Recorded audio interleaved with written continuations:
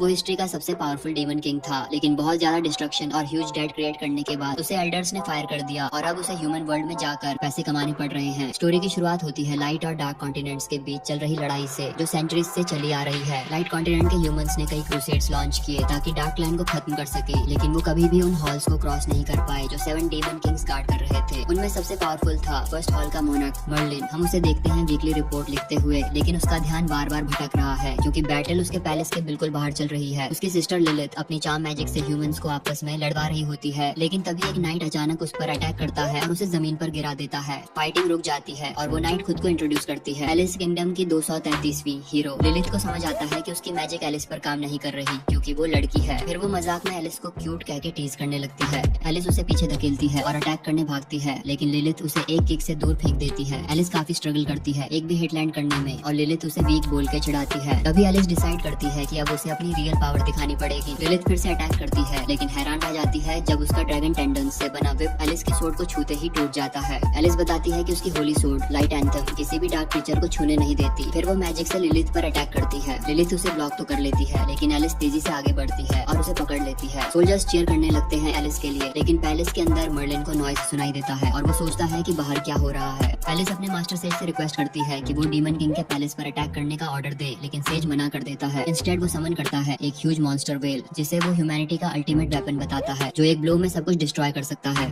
Alice मानती है कि बस डीमन किंग को एलिमिनेट करना काफी है, लेकिन सेज कहता है कि अब सब डीमंस को मरना ही होगा क्योंकि उन्हें कोई राइट नहीं है एग्जिस्ट करने का। उसे डीमन किंग की इविलनेस का पता है क्योंकि वो अकेला इंसान है जो उसके सामने सर्वाइव कर पाया। सेज अपने अल्टीमेट अटैक से सारे डीमंस को ऑब्लिटरेट करने वाला होता है, लेकिन उसी वक्त मर्लिन वहाँ पहुँच जाता है अपने लोगों को बचाने के लिए और लैंडिंग करते वक्त एक्सीडेंटली एलिस पर गिर जाता है। लिलिथ मर्लिन को हक करके कहती है कि इन्होंने मुझे बुली किया और एलिस उसे कहती है कि लैंडिंग करते टाइम ध्यान रखना चाहिए। मर्लिन एलिस को पहचानने की कोशिश करता है तो लिलिथ सार्कास्टिकली बोलती है ये एक यूजलेस हीरो है, लेकिन मर्लिन को पता होता है कि लिलिथ उससे हार गई थी। एलिस फाइट की डिमांड करती है, लेकिन मर्लिन बस एक फिंगर से उसे दूर उड़ा देता है। सेज उसे अपना नेमेसिस कहता है, लेकिन मर्लिन उसे पहचानता तक नहीं। फिर सेज उसे याद दिलाता है कि वो वही इंसान है जो मर्लिन से लड़ाई के बाद जिंदा बचा था। मर्लिन को फाइनली याद आता है कि सेज ने उस वक्त अपनी जान बचाने के लिए उसके सामने मिन्नतें की थी और उसने उसे छोड़ दिया था इस वादे पर कि वो अपने सोल्जर्स की बलि देगा। सब हैरान रह जाते हैं, लेकिन सेज ये कह के बचता है कि ये सब झूठ है और वो सिर्फ ह्यूमैनिटी के ग्लोरी और जस्टिस के लिए आया है। फिर वो अपने सारे सोल्जर्स से मैजिकल एनर्जी निकालता है और एक पावरफुल एनर्जी बीम लॉन्च करता है, लेकिन मर्लिन अपनी स्वॉर्ड से एक विनाशकारी हमला करता है और उस मॉन्स्टर को एक ही स्ट्राइक में खत्म कर देता है। सेज डरकर माफी मांगता है और ब्लेम डाल देता है एलिस पर, लेकिन तभी एक बेल बजती है और मर्लिन टेंशन में आ जाता है। उसे याद आता है कि उसकी वीकली मीटिंग शुरू हो चुकी है। वो तुरंत पैलेस की तरफ दौड़ता है, लेकिन एलिस उसे रोक लेती है। मर्लिन कहता है कि तू मेरे लिए बहुत वीक है, फिर भी इतनी दूर से फाइट करने आई है, तो मैं तुझे अपना डार्क ब्लेड वॉर्टेक्स सिखा देता हूँ। वो एक huge destructive sword attack unleash करता है। एलिस उसे बैरियर से रोकने की कोशिश करती है, लेकिन उसका बैरियर टूट जाता है और अटैक जमीन तक काट देता है। मीटिंग में सब डीमन किंग्स मर्लिन से डिसअपॉइंटेड होते हैं क्योंकि उसका परफॉर्मेंस सबसे वर्स्ट है। मर्लिन जस्टिफाई करता है कि उसने सबसे ज्यादा क्रूसेड्स को डिफीट किया है और मिलियंस ऑफ ह्यूमंस को डिस्ट्रॉय किया है, लेकिन एल्डर्स उसे कहते हैं कि उसका काम पैलेस के लिए पैसा कमाना था। वो एक्सप्लेन करते हैं कि हर बार जब वो लड़ाई करता है वो डार्क लैंड में बहुत ज्यादा डैमेज कर देता है और उसका टोटल डेट अब 66 ट्रिलियन येन तक पहुंच गया है। उसे बोला जाता है कि वो अभी के अभी वो अमाउंट रिपे करे। मर्लिन पैलेस से क्वाइटली स्नीक आउट करने की कोशिश करता है, लेकिन लिलिथ सोचती है कि वो उसके साथ हाइड एंड सीक खेल रहा है। मर्लिन कहता है कि डीमन रेल्म अब उसके लिए बहुत छोटा है और अब टाइम आ गया है बाहर की दुनिया एक्सप्लोर करने का। वो सोचता है कि उसके जाने के बाद सबको उसकी वैल्यू समझ में आएगी। लिलिथ पूछती है तुझे फायर कर दिया गया क्या? वो बोलता है नो नो, ये तो टोटली मेरा डिसीजन था, एल्डर्स तो मुझे रोकना चाह रहे थे। वो बताता है कि उसकी बॉडी पर एक कर्स है, अगर वो स्ट्रॉन्ग ओपोनेंट से फाइट नहीं करेगा तो उसका दिल श्रिंक होने लगेगा, इसलिए उसे अब किंगडम ऑफ लाइट में जाकर फाइट करनी पड़ेगी। लिलिथ उसे टांट करती है तेरे पास डीमन किंग बनने के अलावा और कोई स्किल नहीं है, तू बाहर सर्वाइव नहीं कर पाएगा। वो उसके साथ चलने की विश करती है, लेकिन जैसे ही उसे पता चलता है कि उसे भी 66 ट्रिलियन का डेट रिपे करना पड़ेगा, वो तुरंत पीछे हट जाती है और बोलती है best of luck bro, please वापसी पर पैसे लेते आना। जैसे ही मर्लिन बाहर निकलता है, लिलिथ दूर से सोचती है चाहे वो दुनिया का सबसे स्ट्रॉन्ग डीमन किंग हो, लेकिन है तो इडियट ही, बाहर जाकर फेल हो जाएगा और रोते हुए वापस लौटेगा। लेकिन फिर भी वो सीक्रेटली होप करती है कि ये एक्सपीरियंस उसे एक बेटर पर्सन बना दे। दूसरी तरफ एलिस सोचती है अगर मेरे पास माइथ्रिल आर्मर और लाइट एंथम ना होते तो शायद मैं बचती ही नहीं, लेकिन तभी उसे लिलिथ की प्रेजेंस फील होती है तो वो क्विकली डेड होने का एक्ट कर देती है। लिलिथ उसे देखकर चौंक जाती है, वाह ये अभी तक जिंदा लग रही है, और फिर सोचती है इसका फेस इतना ब्यूटीफुल है, इसे डस्ट में कन्वर्ट नहीं होने दे सकती। वो उसे उठाने जाती है, लेकिन एलिस का वजन ज्यादा होता है तो लिलिथ डिसाइड करती है चलो सिर ही ले चलते हैं। जैसे ही वो अटैक करने वाली होती है, एलिस अचानक मूव करके बच निकलती है। लिलिथ रिमैच चाहती है, लेकिन एलिस जानती है कि इस हालत में फाइट पॉसिबल नहीं नहीं है तो वो भाग जाती है। लिलिथ अपने वुल्फ को कमांड देती है, पकड़ो उसे। उधर मर्लिन पहुंच चुका है उस समुद्र के किनारे जिससे होकर ह्यूमंस डीमन रेल में आए थे, पर उसे रियलाइज होता है कि उसने अपनी पिछली स्वॉर्ड अटैक में इतनी ताकत यूज कर दी थी कि सारे शिप्स ही डिस्ट्रॉय हो गए। अब डीमन स्विम भी नहीं कर सकते तो वो सोचना शुरू करता है वापस पैलेस लौटने के बारे में, लेकिन तभी एक छोटी सी नाव खुद ब खुद उसकी तरफ आती है। वो सोचता है क्या टाइमिंग है और खुद ही रो करना शुरू कर देता है। वहीं एलिस अब भी वुल्फ से भाग रही होती है। उसे याद आता है जब उसके मास्टर ने कहा था तू अभी डीमन से लड़ने के लिए रेडी नहीं है, लेकिन वो स्टबर्न थी। उसे लगता था वो माउंटेन पे बैठने के लिए नहीं बनी, वो एक्सप्लोर करना चाहती थी। अब जब वो बाहर है तो उसे डर लगने लगा है और रोते हुए सोचती है